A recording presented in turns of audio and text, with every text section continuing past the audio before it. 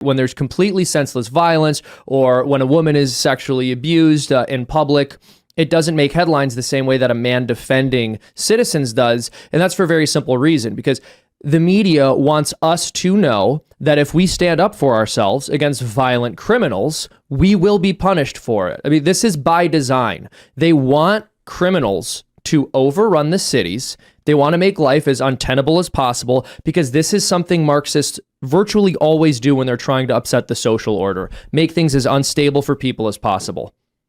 Just generally make cities unlivable, I suppose.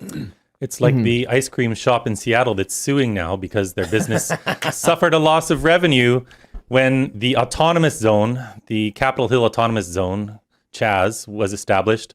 But the same ice cream shop was calling for them to defund the police. So that's right. Yeah, that was what you asked for. That was a good headline. Ice cream shop that supported defunding police is now suing the city because the police didn't help him.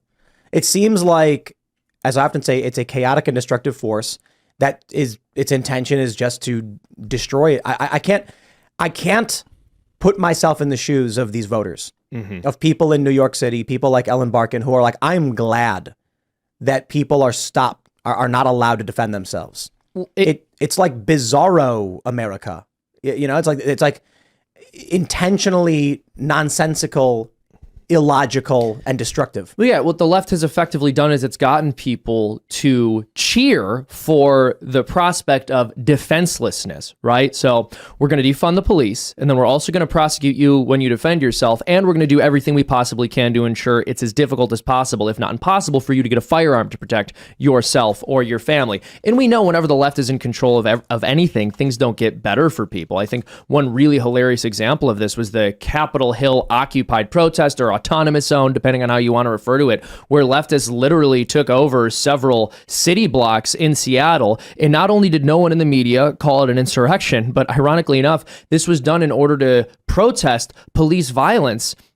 And then over the course of this being set up, 2 teenagers were shot in this autonomous zone that they set up. So they'll try to pursue these insane utopian solutions without actually knowing anything when they're trying to implement, these solutions, without actually doing anything that's going to improve life for people, but just trying to shirk off the authority that's already there. And then when people get hurt, they're never held to account for it because they had good intentions, and what else matters?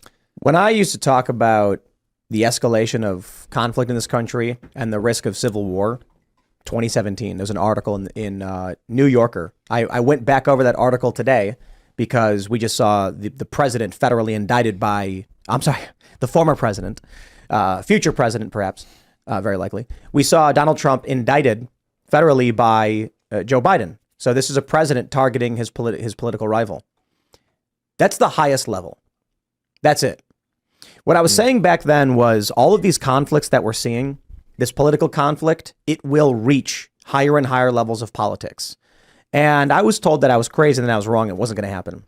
Now what we're seeing, and the reason I bring this up in this context, is the people that are celebrating a former Marine trying to save lives, celebrating his criminal indictment, arrest and charges when he was trying to protect people it seems like opposite day. It seems like an inversion on American morals and values. It seems like literally bizarro America. Yeah, this is what happens when people are led by their emotions and not logic.